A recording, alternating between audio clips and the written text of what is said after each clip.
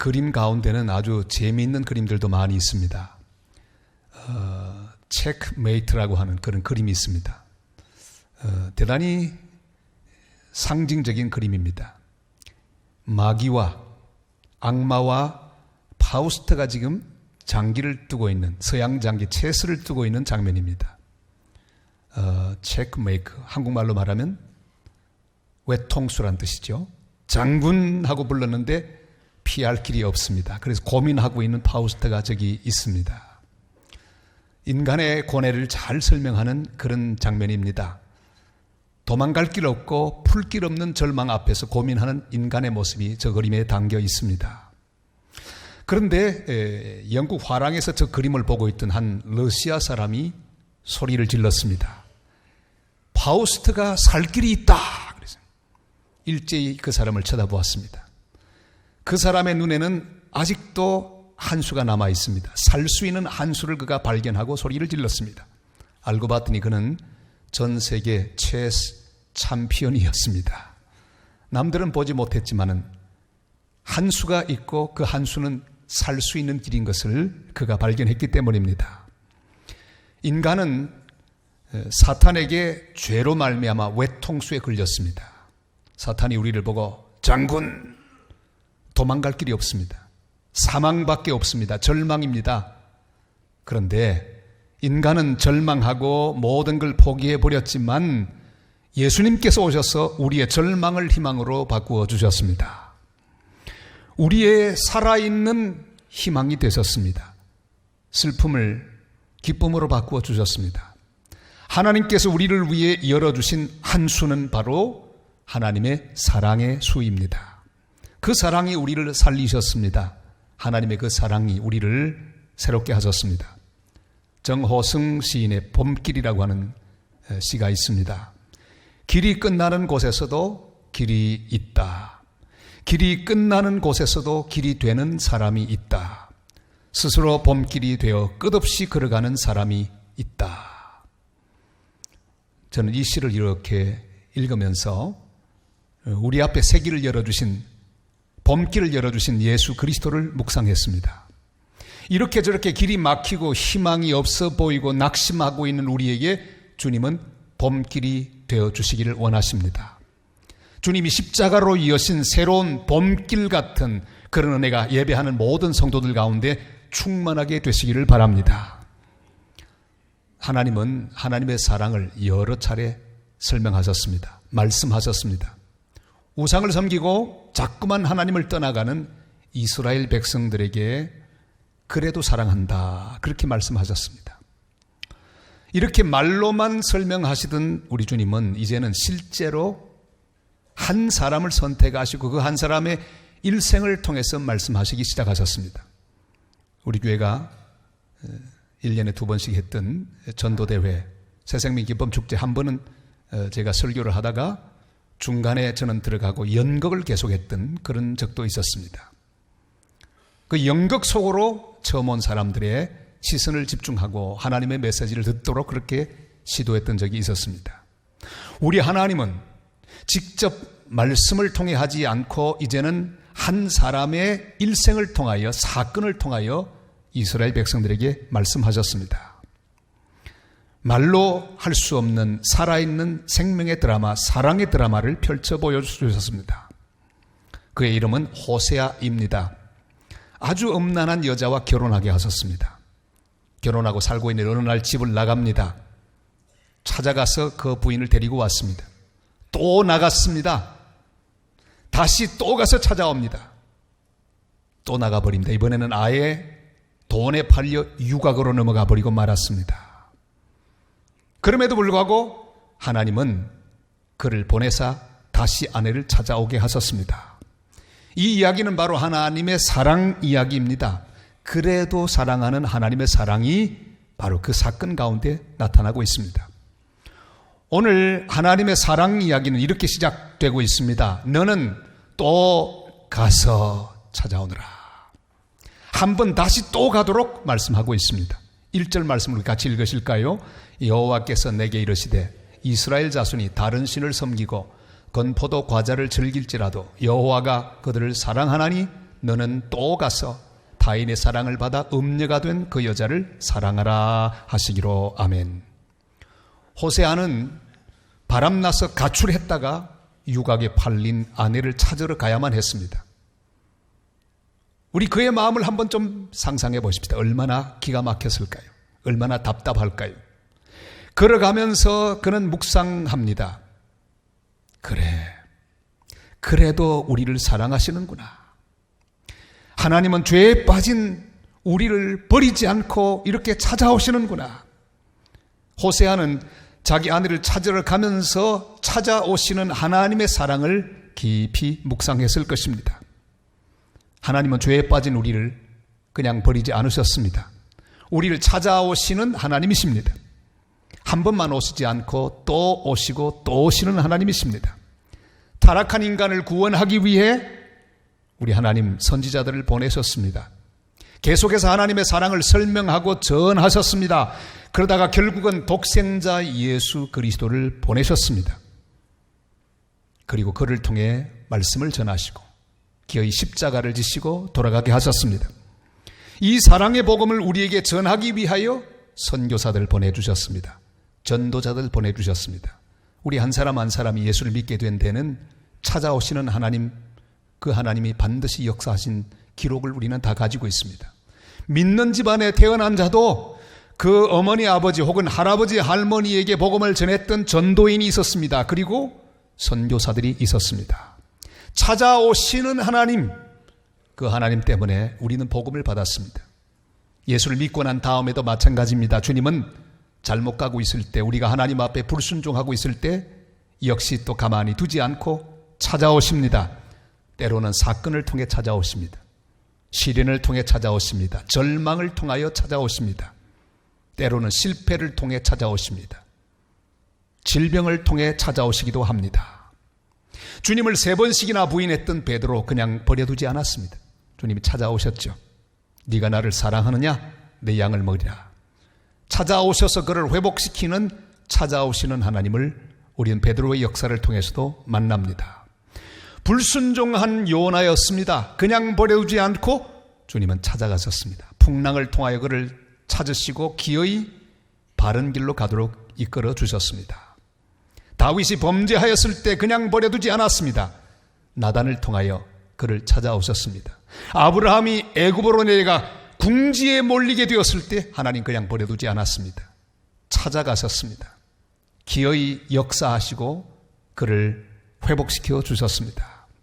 이미 예수님을 보내셔서 우리를 구원하신 하나님께서 지금도 우리 삶 가운데 오셔서 말씀하고 계시다는 사실을 확신하는 성도들이 되시기를 바랍니다.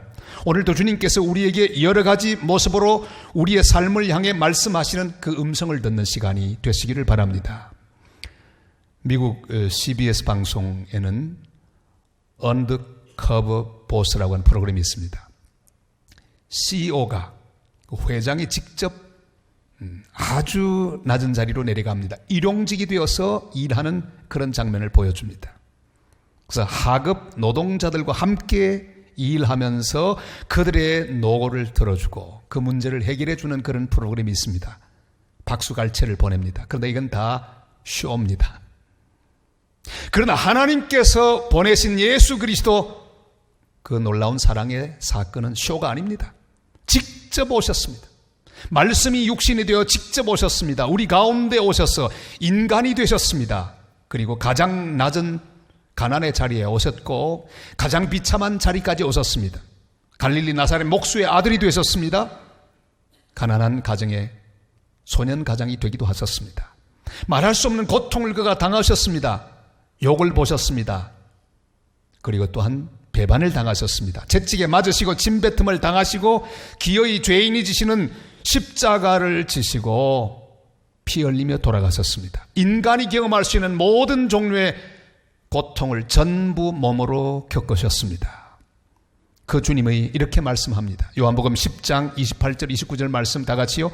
내가 그들에게 영생을 주노니 영원히 멸망하지 아니할 것이요 또 그들을 내 손에서 빼앗을 자가 없느니라.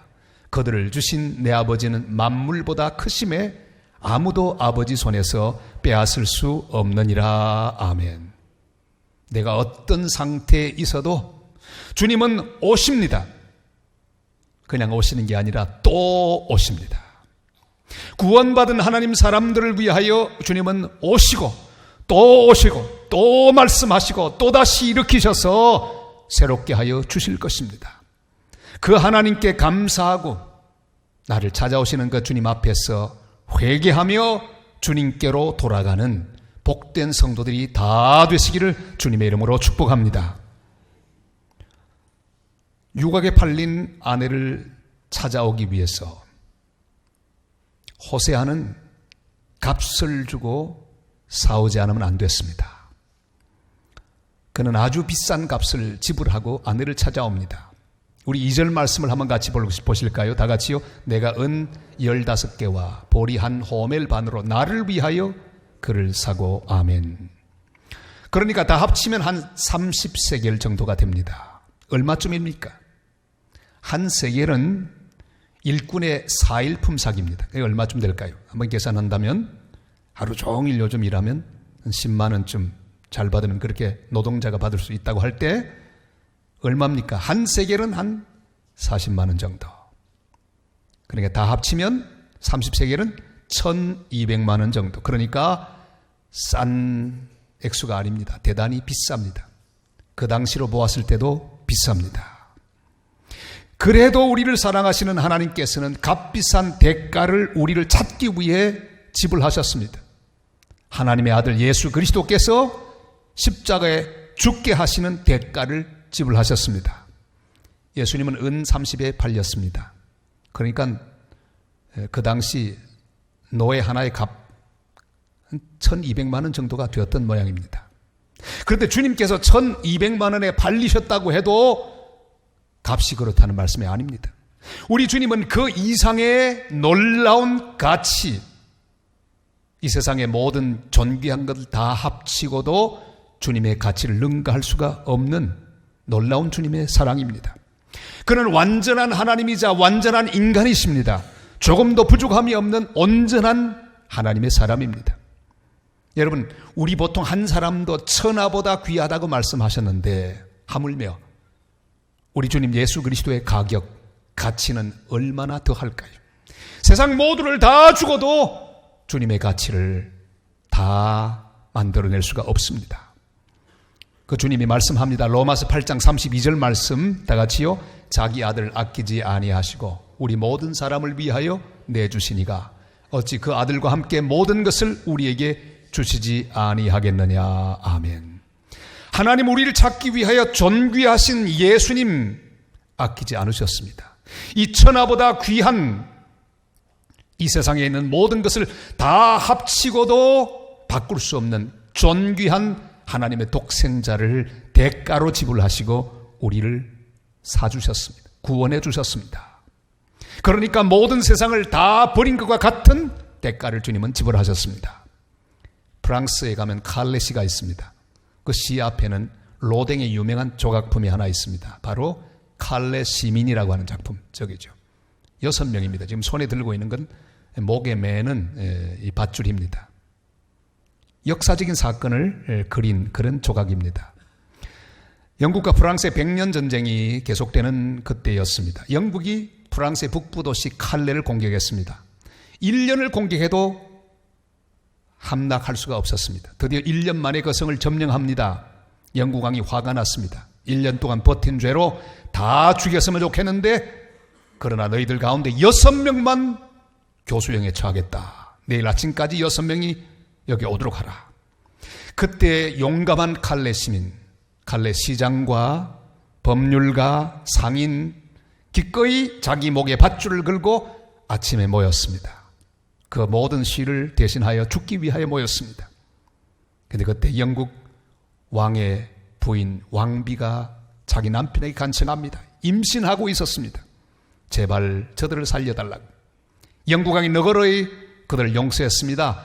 이 거룩한 희생정신, 그걸 기억하고 로댕에게 작품을 부탁한 것이 바로 칼레 시민상입니다.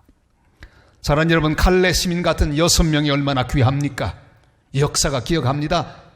프랑스 사람들의 가슴에도 그 6명이 남아 있습니다. 그러나 그 6명보다 6,000명보다 그 6만 명보다 세상의 죄에서 구원할 대가로 우리를 위하여 지불되신 예수 그리스도는 더 귀합니다. 그 존귀한 수만 사람으로도 주님을 바꿀 수는 없습니다. 한 분 예수 그리스도, 그분은 완전한 제물이 되어 주셨습니다. 베드로전서 3장 18절이 이렇게 말씀하시죠. 다 같이요. 그리스도께서도 단번에 죄를 위하여 죽으사 의인으로서 불의한 자를 대신하셨으니 이는 우리를 하나님 앞으로 인도하려 하심이라. 육체로는 죽임을 당하시고 영으로는 살리심을 받으셨으니 아멘. 하나님은 아주 비싼 값을 지불하고 우리를 살려두셨습니다. 그리고 다시 찾아주십니다. 그리고 말씀합니다. 이제 다시 가지 말아라. 다른 남자를 따라가지 말아라. 세상을 따라가지 말아라. 이제는 나와 함께 살자. 나의 사랑, 나의 신부야. 그래도 나는 너를 사랑한다. 난 변함없이 너를 사랑한다. 사순절 4번째 주일을 보내면서 주님이 나를 구원하기 위하여 얼마나 엄청난 대가를 지불하셨는지를 묵상하고 감격하는 한 주간이 되시기를 바랍니다. 주님의 사랑이 얼마나 놀라운지를 묵상하고 감격하는 복된 하나님의 백성들이 다 되시기를 주님의 이름으로 축복합니다. 고멜은 호세아의 사랑에 의하여 회복됩니다. 우리도 결국 회복될 것을 말씀하고 계십니다.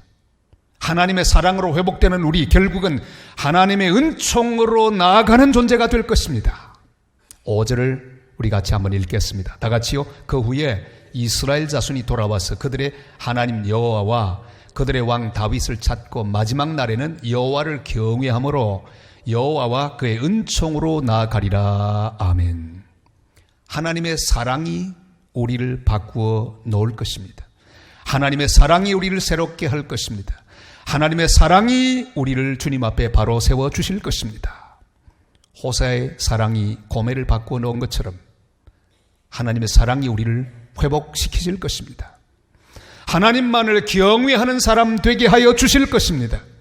하나님의 은총을 받고 모든 것이 은혜라고 고백하는 주를 위해 살아가는 사람으로 우리를 만들어 주실 것입니다. 찾아오셔서 사랑하시는 주님이 우리 요구하시는 것이 그것입니다. 하나님을 경외하고 하나님의 은총으로 나아가는 존재로 우리를 세우기를 원하십니다. 닭은 사육하기가 참 쉬운데 닭과 같은 과인 이 꿩은 참 사육하기가 어렵습니다. 근데 처음 꿩을 사육하기 위해서 여러 가지 방법을 모색하던 사람, 이 꿩을 사육하는 한 방법을 찾았습니다. 그것은 꿩의 눈 위에 막을 씌우는 방법이었습니다. 막만 씌우면 그렇게 잘 날던 꿩들도 고개를 숙이고 이 바닥에 있는 콩을 주워 먹기에 정신이 없습니다. 그냥 계속 땅만 보고 먹이만 먹고 하늘은 보지 못하고 결국 날아가지 못하고 거기서 자라다가 결국은 팔려나가서 꿩고기가 되죠. 잘 날 수 있는 날개가 있음에도 불구하고 날지 못하는 것은 보지 못하기 때문입니다. 사탄이 우리 인간을 위해서 한 일이 무엇입니까? 우리 인간의 눈 위에 막을 씌우는 것입니다. 하나님을 보지 못하게 하는 것입니다. 죄악의 막을 씌웠습니다. 더 이상 하늘을 바라보지 못하게 하는 그런 저주를 인간들에게 퍼부었습니다. 인간들은 이 땅에 매어 삽니다. 죄와 절망 가운데 붙들려 삽니다. 욕망 가운데 살고 이 땅의 먹이들에만 관심을 가지고 삽니다.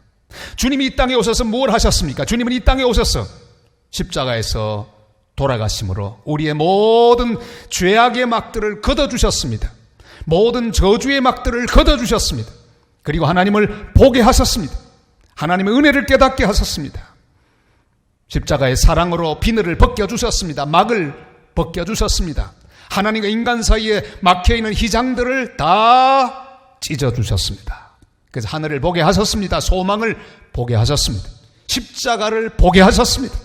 소망 가운데 우리를 날아오르도록 그렇게 우리를 세워주셨습니다. 예배하는 이 시간 우리 주님의 은혜와 사랑이 임하여 나를 제한하고 있고 나를 막고 있는 모든 막들을 걷어내고 하나님의 은혜와 은총이 가득한 십자가를 바라보며 하늘 향해 솟아오르는 복된 하나님의 사람들이 되시기를 바랍니다. 주님은 이렇게 말씀하지요. 히브리 12장 1절로 2절 말씀 다 같이요. 이러므로 우리에게 구름같이 둘러싼 허다한 증인들이 있으니 모든 무거운 것과 얽매기 쉬운 죄를 벗어버리고 인내로서 우리 앞에 당한 경주를 하며 믿음의 주여 또 온전하게 하시는 이인 예수를 바라보자. 그는 그 앞에 있는 기쁨을 위하여 십자가를 참으사 부끄러움을 개의치 아니하시더니 하나님 보좌 우편에 앉으셨느니라. 아멘. 오직 하나님의 은총으로만 나아갈 수 있습니다. 주님이 주시는 힘으로만 다시 일어나서 앞으로 나아갈 수 있습니다. 보통 아주 질병 가운데 고통당하는 사람 신방을 가서 이런 말 우리는 쉽게 합니다. 손을 탁 잡으면서 힘내요, 힘내. 아니 누가 힘 낼 줄 몰라서 안 내는 겁니까? 힘이 없는 거죠. 절망 가운데 있는 사람 손을 잡고 힘내. 아니 힘이 없는데 어떻게 힘을 냅니까? 그건 잘못된 인사예요. 어떻게 하는 게 좋을까요? 주님께서 힘 주시기를 기도합니다. 주님 안에서 주님 주시는 힘을 받아서 일어나십시오. 그렇습니다. 우리 인간의 한계가 있습니다. 아무리 힘내려고 해도 힘이 없는 걸 어떻게 해요? 힘내도 되지 않습니다. 그러나 힘을 주시는 예수 그리스도 안에서 우리는 힘을 얻을 수가 있습니다. 오늘 주 안에서 힘을 얻는 성도들이 되시기를 바랍니다. 다시 찾아오시는 하나님을 맞아들이는 성도들이 되시기를 바랍니다. 다시 회개하고 다시 죄를 벗어버리고 주님 앞으로 나아가십시다. 우리가 주님 앞에 바로 선 뒤에 할 일이 무엇입니까? 호세아처럼 죄악 가운데 신음하고 있는 사람들을 찾아가야 합니다. 또 찾아가야 합니다. 또 문을 두드려야 합니다. 복음을 전하되 한 번만 전하지 말고 또 전해야 합니다. 응답하지 않은 영혼에게 찾아가서 또 두드려야 합니다. 그것이 사랑입니다. 한 영혼을 주님께로 인도하는데 어떤 비용이 들든지 그들을 주님 앞으로 이끌어내야 합니다. 이번 4월에는 미얀마로 가서 호세아의 마음으로 주님의 사랑의 복음을 전하려고 합니다.